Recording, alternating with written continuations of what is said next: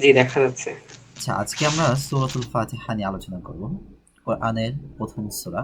এর আগে আমি যে বইটা আপনাদেরকে দিয়েছিলাম, এই যে এখানে দেখেন তাদাব্বুরে কোরআন, ঠিক আছে? কোরআন বোঝা রাজপথে আপনার স্বপ্নযাত্রা, ঠিক আছে? এবং এটা অনেক বড়, 512 পৃষ্ঠা। কোরআনের মধ্যে যতগুলো আছে, সূরা আছে, সবগুলো সূরার কি আছে? সংক্ষিপ্ত আলোচনা আছে। বুঝতে পেরেছেন? তো আপনি যখন একটা সূরা পড়বেন, তখন ওই সূরাটার আনুষঙ্গিক যে আলোচনাগুলো আছে সেটা এখান থেকে দেখে নিতে পারবেন। এবং ওই সূরাটা সম্পর্কে আপনার একটা সাময়িক ধারণা হবে যে আচ্ছা কোন বিষয়ের উপরে, এই সূরার কি অন্য কোনো নাম আছে কিনা, অথবা ফজিলতগুলো কি কি, এই তো। তো আজকে আমরা যে সূরাটা পড়বো এটা হলো সূরাতুল ফাতিহা তথা কোরআনের একেবারে প্রথম সূরা। সূরাটি হলো মাক্কি, মক্কায় নাজিল হয়েছে। আয়াত সংখ্যা হলো কত? ৭, তাই না? আচ্ছা, এখন এই সূরার প্রথমেই হলো যে এই সূরা আমরা সূরাতুল ফাতিহা নামে আমাদের কাছে পরিচিত, তাই না? অথবা আমরা যারা আছি গ্রামগঞ্জের, ওরা কি বলে? আলহামদুস সূরা, তাই না? আচ্ছা, এখন এই সূরার সূরাতুল ফাতিহা নাম ছাড়াও আরো অনেক নাম আছে, ঠিক আছে? এই যে এই সূরার 20টির অধিক নাম রয়েছে, যেমনটি ইমাম সুয়ুতি ইতকানে বলেছেন। আচ্ছা, ইতকান কি? ইতকান হলো ইমাম সুয়ুতি রহিমাহুল্লাহর একটা কিতাব, যেটা তাফসিরের ব্যাপারে লেখা হয়েছে, ঠিক আছে? আর ইমাম সুয়ুতি কে? ইমাম সুয়ুতি হলো একজন ইমাম, যিনি কোরআনিক সায়েন্স তথা তাফসিরের বিষয়ে অনেক বেশি পাণ্ডিত ছিলেন, ঠিক আছে? পণ্ডিত ছিলেন, এই বিষয়ে পাণ্ডিত্য অর্জন করেছিলেন। আচ্ছা, এখন উনি বলেছেন কি সূরাতুল ফাতিহার 20টির অধিক নাম আছে। আচ্ছা, প্রথম হলো সূরাতুল ফাতিহা। ফাতিহা মানে কি? সূচনা, শুরু। উম্মুল কিতাব, উম্মুল কিতাব, উম্মুন মানে হলো মা, তাই না? মানে মূল, ঠিক আছে? কিতাবের মূল। আলহামদু, ঠিক আছে? আলহামদুও কি? আলহামদু মানে প্রশংসা, আলহামদু একটা নাম। আস-সাবউল মাসানি, অর্থাৎ পুনরাবৃত্ত সপ্তক, ঠিক আছে? আল কাফিয়া, কাফিয়া মানে হলো যথেষ্ট। আর শাফিয়া, এটা হলো কি? শাফিয়া মানে হলো নিরাময়কারী। আচ্ছা, এইখানে সব থেকে বেশি ব্যবহৃত 6টি দেওয়া হয়েছে। এই 6টি ছাড়াও আরো অনেকগুলো নাম আছে। কেন এই সূরার নামকরণ করা হয়েছে? আচ্ছা, এই 6টা কেন নামকরণ করা হয়েছে? কেন ফাতিহা বলা হয়? কেন উম্মুল কিতাব? কেন আলহামদুলিল্লাহ? কেন সাবউল মাসানি বলা হয়? দেখেন, ফাতিহা, ফাতিহা মানে হলো সূচনা। এর অর্থ কি? সূচনা। কোরআনের কোরআনের সূচনা যেহেতু এই সূরার মাধ্যমে হয়েছে, তাই এই সূরার নাম সূরাতুল ফাতিহা রাখা হয়েছে। উম্মুল কিতাব কেন বলা হয়? উম্মুল কিতাব মানে কিতাবের মূল। এই সূরায়, যেহেতু এই সূরা দ্বীনের সব মাকাসিদ, মাকাসিদ মানে হলো লক্ষ্য, ও সরি, মাকাসিদ মানে হলো কি? উদ্দেশ্য। আর উদ্দেশ্য ও লক্ষ্যগুলোকে ধারণ করে। অর্থাৎ সূরাতুল ফাতিহা দ্বীনের সমস্ত মাকাসিদ, আহ, উদ্দেশ্য ও লক্ষ্যগুলোকে ধারণ করে, এজন্য উম্মুল কিতাব বলা হয়। আলহামদু মানে হলো প্রশংসা, ঠিক আছে? এই সূরাতে কি করা হয়েছে? আল্লাহ রাব্বুল আলামিনের প্রশংসা করা হয়েছে, এই জন্য এই সূরাকে সূরাতুল হামদও বলা হয়। আস-সাবউল মাসানি, এটা হলো পুনরাবৃত্ত শব্দ। স্বয়ং আল্লাহ রাব্বুল আলামিন এই সূরাকে এই নাম দিয়েছেন। মানে এই সূরার নাম কি করেছেন? আস-সাবউল মাসানি। এইটা কোরআনের আরেকটা আয়াতে আছে, যেমন ওয়ালাকাদ আতাইনাকা সাবআম মিনাল মাসানি ওয়াল কুরআনাল আযীম। আমি আপনাকে পুনরাবৃত্ত সপ্তক এবং মহা কোরআন দান করেছি। বুঝতে পেরেছেন? এখানে এই যে পুনরাবৃত্ত সপ্তক, এটা হলো কি? সূরা ফাতিহা। এটা দ্বারা কি? সাবআম মিনাল মাসানি, এটা দ্বারা হলো সূরা ফাতিহা উদ্দেশ্য। আচ্ছা, কেউ আসছে হয়তোবা।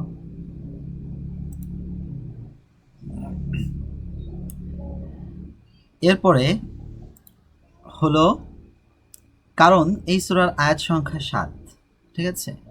এবং সালাতের প্রতি রাকাতে এই সূরাকে কি করা হয়, এই 7 আয়াতকে বারবার পাঠ করা হয়। এজন্য এই 7 আয়াতের নাম, এই সূরার নাম কি করা হয়েছে, আস-সাবউল মাসানি। মাসান মানে হলো বারবার রিপিট করা, সাবউন মানে 7, মানে হলো এমন 7টি আয়াত যে 7টি আয়াতকে বারবার তেলাওয়াত করা হয়, রিপিট করা হয়।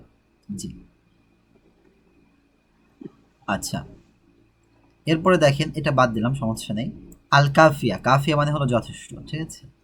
কারণ সূরা ফাতিহা কোরআনের সব সূরার কি সারমর্ম, তাই অন্য সব সূরার পরিবর্তে এটাই যথেষ্ট। কিন্তু অন্য সূরা এর বিপরীতে যথেষ্ট নয়, মানে হলো কোরআনের সার নির্যাস পুরোটাই এই সূরার মধ্যে ঢুকাই দেওয়া হয়েছে, বুঝতে পেরেছে। আচ্ছা, আশ-শাফিয়া, আশ-শাফিয়া মানে হলো কি নিরাময়কারী। আচ্ছা, আহ, এক সাহাবীর একটা ঘটনা আছে যে তারা কি করেছিলেন, কয়েকজন সাহাবী মিলে একটা কাবিলার কাছে গিয়েছিলেন এক সফরের ক্ষেত্রে, সফরের অবস্থায়। তখন কি করেছিল, ওদের কাছে আপনার চাওয়া হয়েছিল, একটু খাবারের জন্য বলা হয়েছিল, কিন্তু তারা ওই কাবিলার কি করেনি, দিতে রাজি হয়নি। তখন আহ, ওরা যখন ফিরে আসছিল তখন দেখে যে কবিলার যে সর্দার ছিলেন, হেড ছিল, তাকে কি করা হয়েছে, সাপে দংশন করেছে। তো সাহাবীদের মধ্যে একজন ছিলেন, মোটামুটি ঝাড়ফুঁক করতে পারতেন। ঝাড়ফুঁক আমরা যেটাকে বলি, এটা হলো আরবিতে একটা নাম আছে, এটা একটা চিকিৎসা, যেটাকে তিব্বে নববী বলা হয়, বুঝতে পেরেছেন। এটাকে আমরা বাংলাদেশে অথবা আরবিকে বলা হয় হলো রোকাইয়া, তিব্বে নববী। তো ওদের কাছে এসে বলছিল যে আমাদের এরকম সমস্যা হয়েছে, আমাদের যে গোত্রীয় প্রধান আছে তাকে সাপে দংশন করেছে, তো আপনাদের কেউ কি চিকিৎসক কিনা অথবা চিকিৎসা করতে পারবে কিনা এই বিষয়ে। তখন একজন সাহাবী বলেছেন যে হ্যাঁ আমি পারবো। তিনি কি করেছিলেন, তিনি সূরাতুল ফাতিহা তেলাওয়াত করে ফু দিয়েছিলেন এবং আলহামদুলিল্লাহ তিনি কি হয়েছেন, ওই যে সাপে দংশনকারী এই সে দংশিত ব্যক্তি, উনি কি করেছে, পুরোপুরি সুস্থ হয়ে গিয়েছে, ঠিক আছে। এর মধ্যে আরো অনেক কাহিনী আছে যা আমি সংক্ষেপে বললাম। এই যে এখানে দেখেন, এটা বলা হয়েছে যে এক আরব গোত্রের সর্দারকে সাপ বা কি করেছে, বিচ্ছুতে কামড় দিয়েছিল। জৈনিক সাহাবী সূরা ফাতিহা পড়ে ঝাড়ফুঁক করে তার চিকিৎসা করে আরোগ্য লাভ করেছিল, মানে চিকিৎসা করলে সে আরোগ্য লাভ করেছিল। এই ঘটনাটি রাসূলুল্লাহ সাল্লাল্লাহু আলাইহি ওয়াসাল্লামকে জানানো হলে তিনি ওই সাহাবীকে প্রশ্ন করেন, ওয়ামা ইউদরিকা আন্নাহা রুকিয়াতুন, তুমি কিভাবে জানলে যে এই সূরাটি কি চিকিৎসার জন্য ব্যবহৃত হয়। আচ্ছা, তার মানে হলো এই দিক থেকে শাফিয়া মানে কি নিরাময়কারী, তার মানে আমরা আমাদের কোনো অসুখ অসুখ বিসুখ অথবা অসুস্থতার ক্ষেত্রে আমরা সূরাতুল ফাতিহা পড়ে কি করতে পারি, ফু দিতে পারি, ঠিক আছে, অথবা পানিতে ফু দিয়ে ওইটা পান করতে পারি বারাকার জন্য। জি, এরপরে এইখানে আরো অনেক আলোচনা হয়েছে সূরাতুল ফাতিহার গুরুত্ব, ফজিলত এবং এটার সাথে মিল কি, শুরুর সাথে শেষের মিল কি, আরও অনেকগুলো টপিক এখানে আলোচনা করা হয়েছে। এখন আমি যদি এগুলো ধরে ধরে পড়াইতে যাই অনেক সময় লেগে যাবে। আপনাদের দায়িত্ব হলো এই পুরোটা আপনারা নিজেরা পড়বেন, বুঝতে পেরেছেন। আজকে আমরা শুধু সূরাতুল ফাতিহার কি করব, তর্জমা করব, বুঝতে পেরেছেন। এবং আমরা এখানে কি করব, আমাদের অ্যারাবিক শিখেছি যতটুকু ততটুকু অ্যাপ্লাই করার চেষ্টা করবো ইনশাআল্লাহ। জি, আচ্ছা শুরু করি আমরা। এখান থেকে না করে আমি একটা স্লাইড তৈরি করেছি, এখানে এক্সট্রা কিছু দেওয়া আছে যাতে করে আমাদের জন্য সহজ হয়। আচ্ছা দেখেন, সূরাতুল ফাতিহা, ফাতিহা মানে কি এটা তো আমরা জানি, তাই না। আচ্ছা, বিসমিল্লাহির রহমানির রহিম, এখান থেকেই শুরু করি। বিসমিল্লাহির রহমানির রহিম। এই বা বা মানে কি আমরা তো জানি, তাই না। বা মানে দ্বারা, দ্বারা বা সাথে। জি দ্বারা বা সাথে, এখানে হবে কি দ্বারা হবে। আর এই যে ইসমুন, এটা মূলত ছিল ইসমুন, এটা ছিল কি মূলত ইসমুন ছিল, কিন্তু এই যে বা আগে থাকার কারণে এই এই আলিফটা পড়ে গিয়েছে, ঠিক আছে। আলিফটা ফেলে দিয়ে এই বাকে এই সিনের সাথে লাগিয়ে দেওয়া হয়েছে, এই জন্য বিসমি হয়েছে। তার মানে হলো বি ইসমি ছিল মূলত, ঠিক আছে। আচ্ছা, বিসমিল্লাহির রহমানির রহিম, এরপরে হলো লফজে আল্লাহ। এইটা কি করেছে, এই যে ইসিম এবং লফজে আল্লাহ, এই দুইটার মাঝে একটা ইজাফত হয়েছে। ইজাফতের আলোচনা আমরা পড়েছিলাম, তাই না। দুইটার মাঝে একটা সম্পর্ক তৈরি হয়েছে, যার অর্থ কি আল্লাহর নাম। দেখেন, যার অর্থ কি যার অর্থ হলো আল্লাহর নাম। দেখেন, এবং গত ক্লাসে আমরা পড়েছিলাম আর রহমান, এইগুলো হলো কি বোঝায়? গুণবাচক নাম, তাই না? এগুলো জি হলো কি? সিফাত। সিফাত। জি। আর রহমান, আর রহমান মানে কি? এইখানে দেখেন, এইখানে আমরা পাবো, এই যে দেখেন, পরম দয়ালু। আর রহিম মানে হলো অতিশয় দয়ালু। আচ্ছা। আর বিস্মি মানে হলো নামে, তার মানে হলো বি মানে দ্বারা, ইসমিল্লাহি আল্লাহর নামে, অর্থাৎ আল্লাহর নামের দ্বারা, আল্লাহর নামের মাধ্যমে, যিনি পরম দয়ালু, অতি করুণাময়, অথবা পরম করুণাময়, অতি দয়ালু। ঠিক আছে? আচ্ছা, এখন কথা হলো কি, যে এই যে বিস্মি আছে, এইটার আগে একটা ভার্ব ধরে নিতে হবে মনে মনে। যে ভার্বটা হলো কি? আকরাউ, অথবা আতলু। আকরাউ মানে কি আমি বলবো, আকরাউ মানে হলো পড়া। ঠিক আছে? তার মানে হলো আকরাউ, আমি পড়ছি, বি ইসমিল্লাহি, অর্থাৎ বিসমিল্লাহি, আল্লাহর নামের দ্বারা, মানে আল্লাহর নামে। ঠিক আছে? যিনি আর রহমান, অতি দয়ালু, আর রহিম, পরম করুণাময়। বুঝতে পেরেছেন বিসমিল্লাহর? ও শব্দটা তো এটা কি কোনটা কোনটা? আকরাউ? আছে? জি হ্যাঁ, আকরাউটা মূলত উজ্জ থাকবে। আকরাউটা কেন উজ্জ থাকবে? এখানে শুধুমাত্র আকরাও হবে না। দেখেন, বিসমিল্লাহ আমরা প্রত্যেকটা ভালো কাজের শুরুতে আমরা বিসমিল্লাহ বলি, তাই না? অ্যাজ এ মুসলিম হিসাবে। জি হ্যাঁ, তাহলে প্রত্যেকটা কাজের, যে কাজ আমরা করব, ওই কাজ, যেমন ধরেন এটা হলো রিড, তাই না? পড়া। এরপর রিসাইট মানে তেলাওয়াত করা। আচ্ছা, পারফর্ম সালাহ মানে নামাজ পড়া। তারপর দেখা যাচ্ছে যে ওয়াক মানে হাঁটা, ওয়ার্ক মানে কাজ করা। এখন এই কাজ করা, এই যে যে একটা, এই যে আমরা ভার্বগুলো বলতেছি, এই ভার্বগুলাই আগে বসবে। আপনি যে কাজ করবেন, যে বিষয়ে কাজ করবেন, ওইগুলোর আর অ্যারাবিক ভার্বগুলো বসবে। যেমন আমরা যদি খাওয়ার আগে বিসমিল্লাহ বলি, তাহলে তখন কিন্তু এইখানে আমরা মনে মনে কি ধরবো না? আকরাও ধরবো না। কারণ কি? আমরা তো পড়তেছি না, তখন আমরা খাচ্ছি। তখন খাওয়ার ভার্ব কি? খাওয়ার ফেল হলো আকুলু।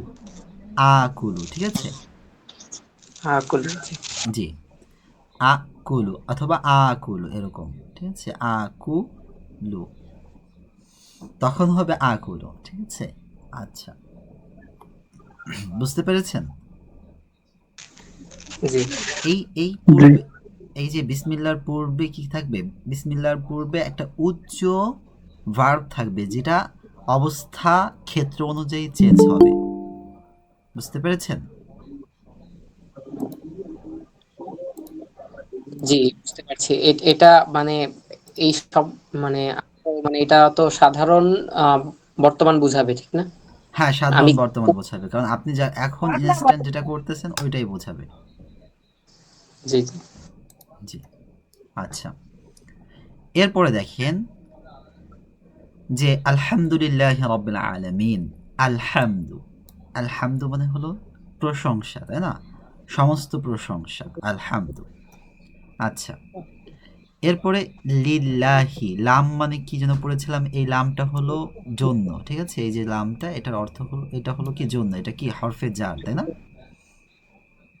জি আচ্ছা, তাহলে লিল্লাহি, হরফে জার। হরফে জার অর্থ জন্য, তাহলে আল্লাহর জন্য, সমস্ত প্রশংসা আল্লাহর জন্য। জি। আচ্ছা, সবাই একটু মাইক অফ করে রাখি। আমাদের যখন হবে, আমরা যখন প্রশ্ন করার থাকবে, তখন আমরা প্রশ্ন করবো ইনশাল্লাহ। ঠিক আছে? এখন আপাতত মাইকগুলো অফ রেখি, আমি অফ করে দেই।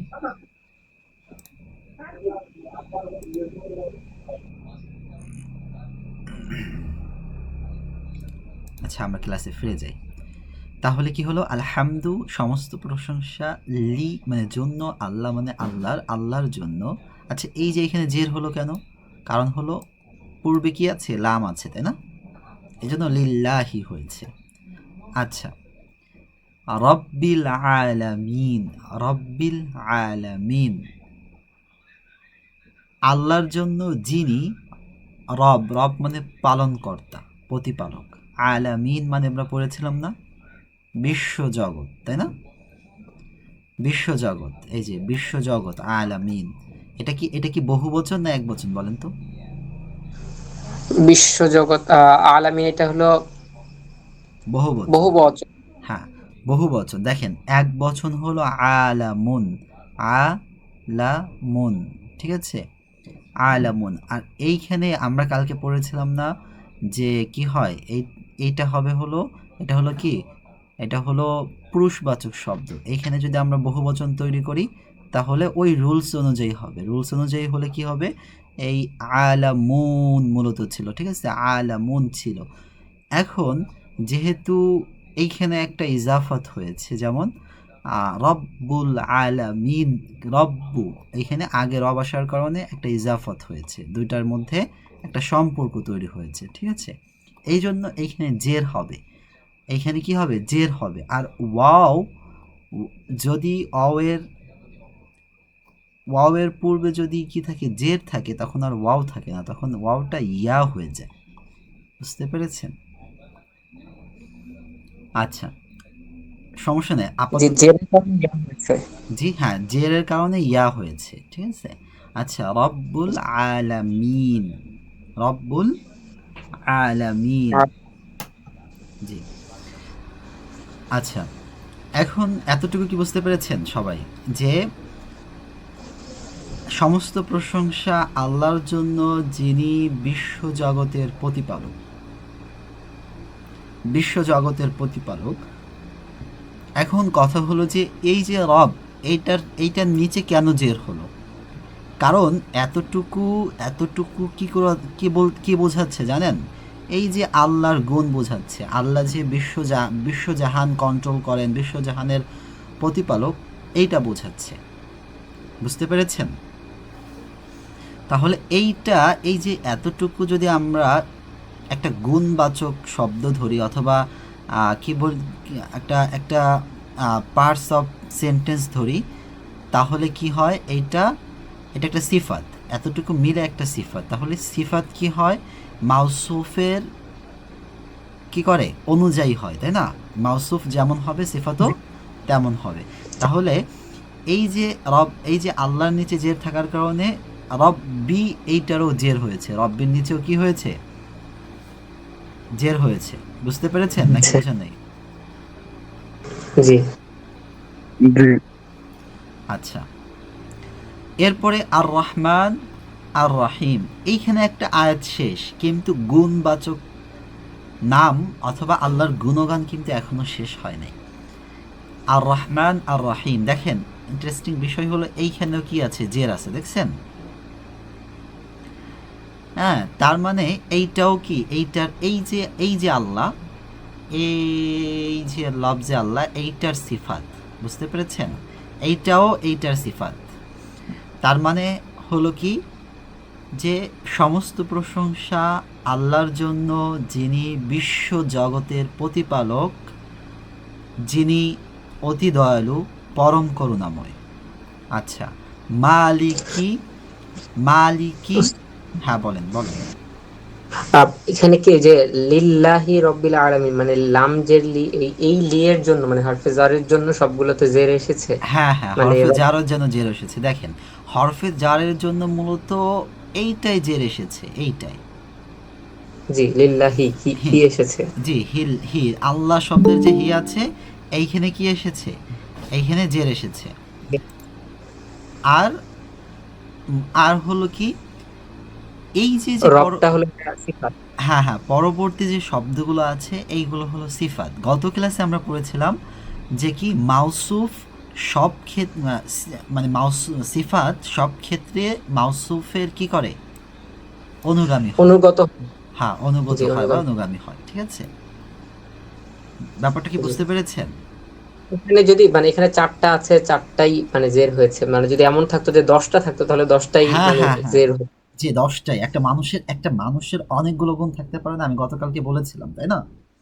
একটা জি, মানুষের যতগুলো গুণ থাকবে, যদি ওই গুণগুলো ওই মানুষটার রিলেটেড হয়, তাহলে সবগুলো ওই মানুষটার কি হবে, মানুষ হোক বা কোনো বস্তু হোক, তাহলে সবগুলোই ওইটার অনুগামী হবে। দেখেন, এখানে এখনো শেষ হয় নাই। মালিকি, মালিকি এর নিচেও কি আছে? জের আছে, তাই না? মালিক আছে, হ্যাঁ। জি। আচ্ছা, মালিকুন মানে হলো মালিক, এই যে এখানে দেখতে পারবেন মালিকুন মানে মালিক, বুঝতে পেরেছেন? আচ্ছা, ইয়াউমিদ্দিন, ইয়াউমিদ্দিন।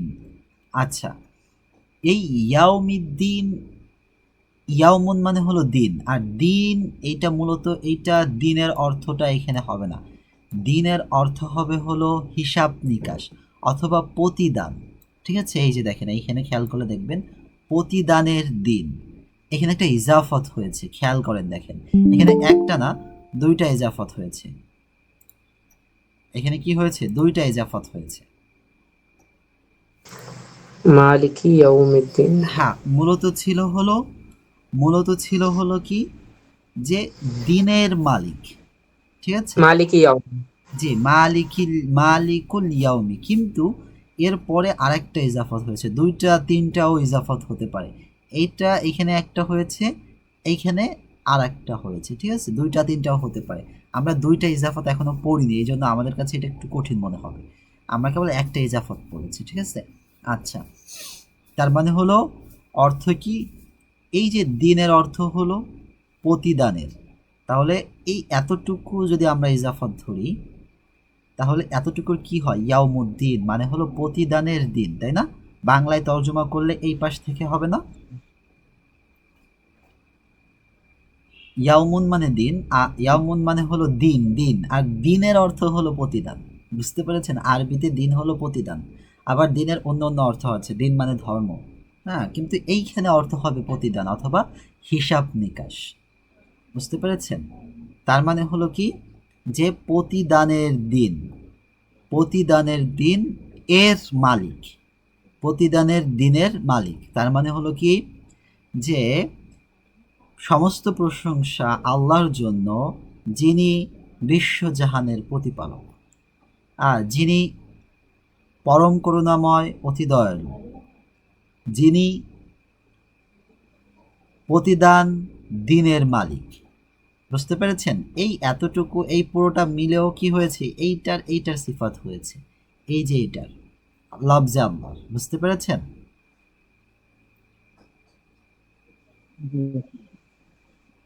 এই যে এই জিনিসটা কি বুঝতে পেরেছেন নাকি বুঝেন নাই?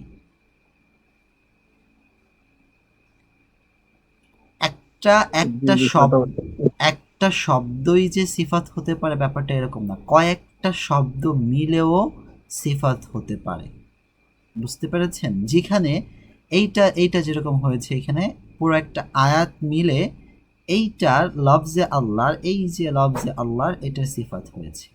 তার মানে পুরোটার অর্থ কি, পুরোটার অর্থ হলো সমস্ত প্রশংসা আল্লাহর জন্য, যিনি বিশ্বজাহানের প্রতিপালক, যিনি আর রহমান মানে অতি দয়ালু, পরম করুণাময়, যিনি বিচার, এটা যদি বিচার দিবসের মালিক অথবা প্রতিদান দিনের মালিক, যেটাই বলেন না কোনো সমস্যা নেই, ঠিক আছে? এতটুকু কি বুঝতে পেরেছেন এই তিনটা আয়াতের?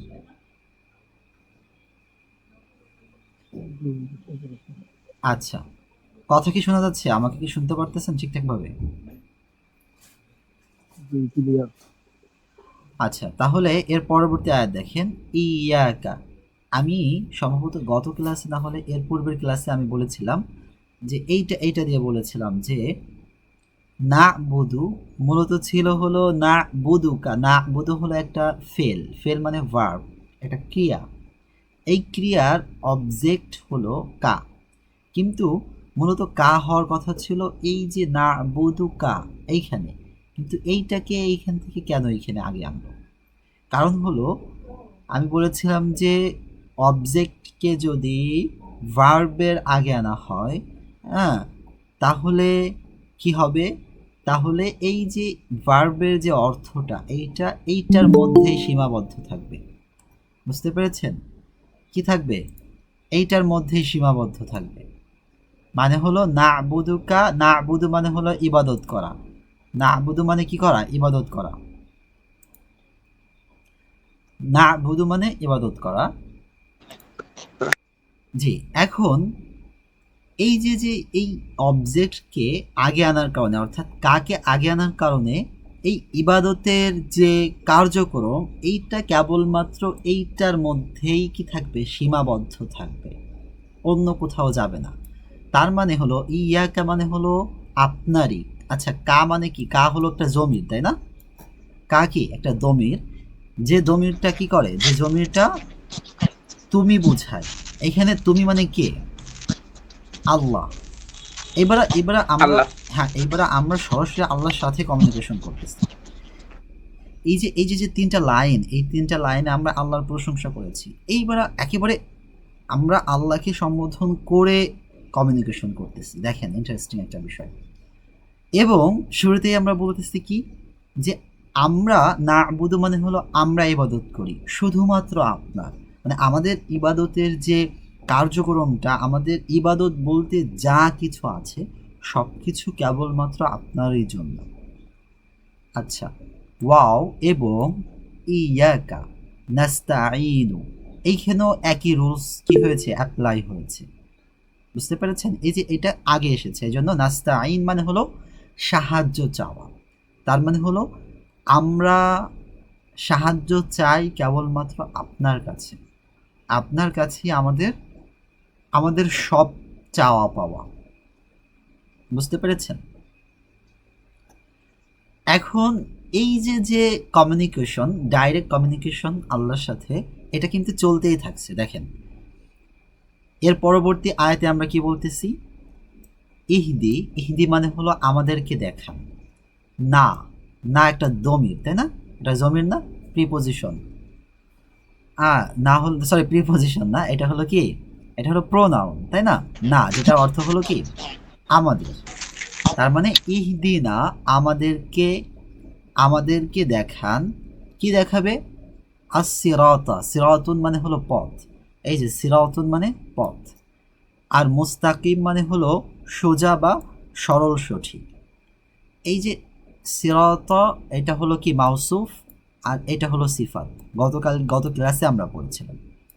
তার মানে হলো কি, আমাদেরকে দেখান সিরাতা পথ, যে পথ কি মুস্তাকিম, সহজ অথবা সঠিক পথ। বুঝতে পেরেছেন? এখনো কমিউনিকেশন চলতেছে। দেখেন সিরাতা পথ, আল্লাযীনা, সিরাতা আল্লাযীনা। এখন এই যে যে এই যে যে পথ মুস্তাকিম, এই মুস্তাকিমটা কোন পথ? আমরা যে আল্লাহর সাথে কমিউনিকেশন করতেছি এবং আল্লাহকে বলতেছি যে আল্লাহ আমাদেরকে সরল সঠিক পথ দেখান, এখন আমরাই কি করতেছি, আরেকটু সুন্দর করে ভেঙে দিচ্ছি, যে স্পেসিফিক করে দিচ্ছি যে এই পথ দেখান। ঠিক আছে? যে কি কি পথ? সিরাতাল্লাযীনা, সিরাতা মানে পথ, আল্লাযীনা মানে হলো ওই সকল ব্যক্তিদের, মানে ওই সকল ব্যক্তিদের পথ। আনআমতা, আনআমতা মানে হলো আপনি নিয়ামত দান করেছেন, আলাইহিম যাদের উপরে। তার মানে কি হলো, ওই সকল ব্যক্তিদের পথ যাদের উপরে আপনি আপনার নিয়ামত দান করেছেন। এই যে এতটুকুর অর্থ। জি। এরপরে গয়রিল মাগদু, গয়রুন মানে হলো না। এখন আমরা কি করতেছি, আমরা এই পর্যন্ত বলতেছি কোন পথ, এই পথ আমাদেরকে দেখাবে। আবার এইখান থেকে বলতেছি কি, যে এই পথের আমরা চাই না, এই পথ আমাদেরকে দেখাবেন না। কোন পথ? গয়রিল মাগদুবি আলাইহিম। হ্যাঁ, গয়রুন মানে হলো না, আর মাগদুবি, মাগদুব মানে হলো আলাইহিম, মানে হলো যাদের উপরে রাগান্বিত, মানে হলো আপনি যাদের উপরে রাগান্বিত তাদের নয়, তাদের নয় মানে কি, তাদের পথ নয়। ওয়ালাদ্দাল্লিন, ওয়াও মানে হলো এবং, লাদ্দাল্লিন, এবং এই লা মানে হলো না, এই গয়রু মানেও না। বুঝতে পেরেছেন? তার মানে আমরা দুই প্রকার মানুষের পথ চাচ্ছি না।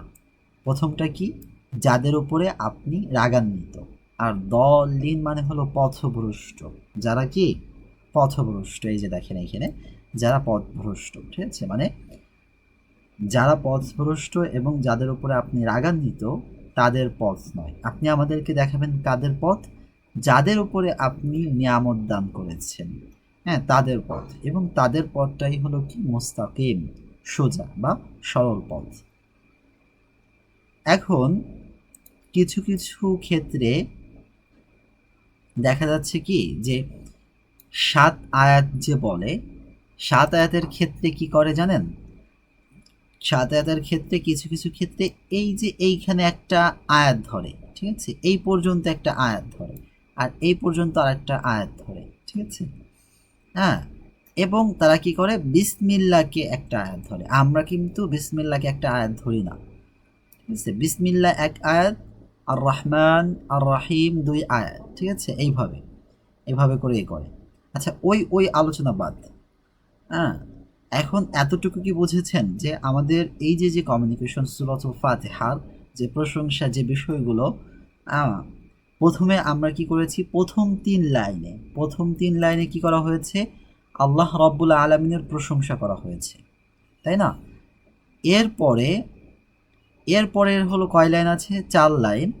এরপরের 4 লাইনে কি করা হয়েছে, এরপরের 4 লাইনে আল্লাহ রব্বুল আলমিনের কাছে দোয়া করা হয়েছে।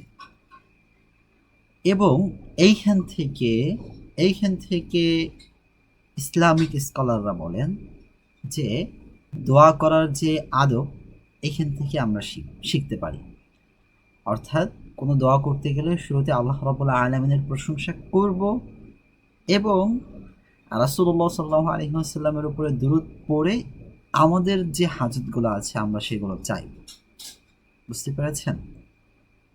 জি, আচ্ছা, সূরাতুল ফাতিহার যে তর্জমাটা আছে অথবা যে আলোচনাটা আমরা করলাম আজকে, এটা কি বুঝতে পেরেছেন না কারো কোনো সমস্যা আছে? এখানে ভার্ব একেবারেই কম ব্যবহার হয়েছে। দেখেন, 1টা 2টা 3টা, পুরো সূরায় মাত্র 3টা ভার্ব ব্যবহৃত হয়েছে। আচ্ছা, এই যে একটা আছে 4টা।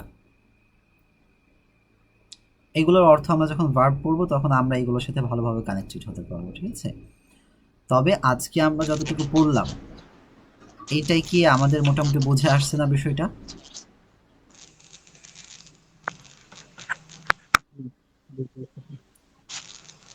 আচ্ছা, জি জি বুঝেছি। একটা যে ইহদি, জি। এখানে এই যে এটা কি ভার্ব আচ্ছা, এটা কিনা? ভার্ব, হ্যাঁ এটা ভার্ব। 1টা 2টা 3টা 4টা, বুঝতে এই পেরেছেন? ক্ষেত্রে এটা যে অনুজ্ঞাবাচক, মানে এটা ইয়া না কিনা? আদেশবাচক, এটা হলো আদেশবাচক। আচ্ছা আচ্ছা। কিন্তু কিন্তু কথা হলো কি, এইখানে কথা আছে। এইখানে এসে আমরা কি করব, বালাগাতের রুলস প্রয়োগ করব। বালাগাতের একটা রুলস হলো যে আদেশ সূচক যে বাক্যগুলো আছে, আদেশ বোঝায়, এই বাক্যগুলো যখন আমরা কোনো বড়দেরকে বলবো অথবা সম্মানিত ব্যক্তিদেরকে বলবো, তখন এইগুলো সরাসরি আদেশ হবে না, তখন এটার অর্থ পাল্টে যাবে এবং অর্থ হবে, কি হবে বলেন তো? অনুরোধ। রিকোয়েস্ট করা হবে, জি, অনুরোধ করা হবে। বুঝতে পেরেছেন? আর জি আল্লাহর ক্ষেত্রে যখন হবে তখন হবে এটা দোয়া অথবা অনুরোধও বলতে পারেন, সমস্যা নেই। বুঝতে পেরেছেন?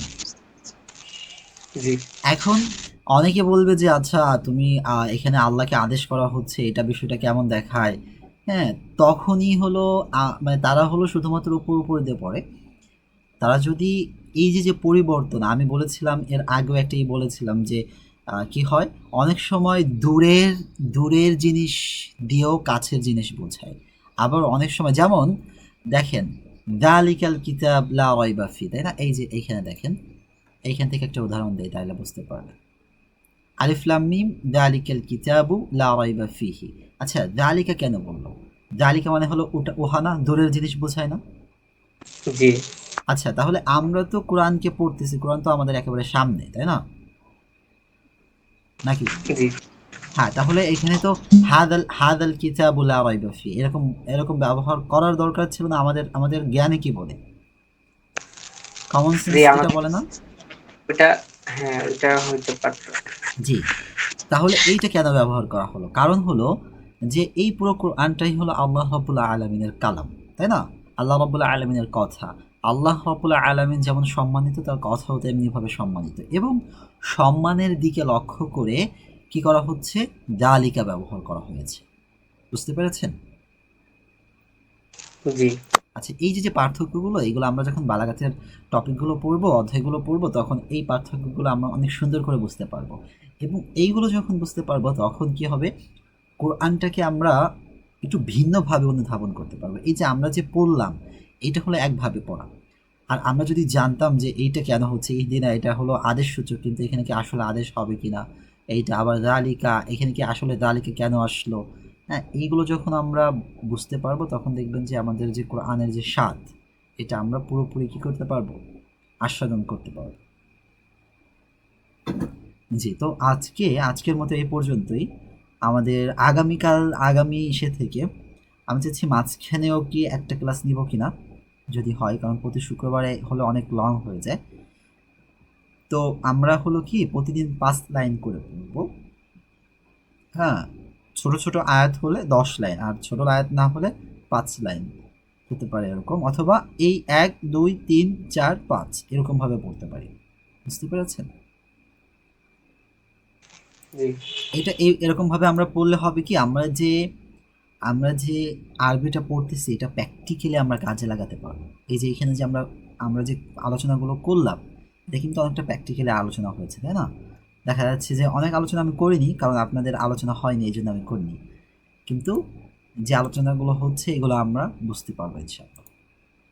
জি, তো আর এই যে বইটার কথা বললাম আমি, এই বইটা কি করবেন আপনারা সবাই, এই যে টপিকটা আছে, সূরাতুল ফাতিহার আলোচনাটা আছে, এটা সবাই পড়ে নেবেন।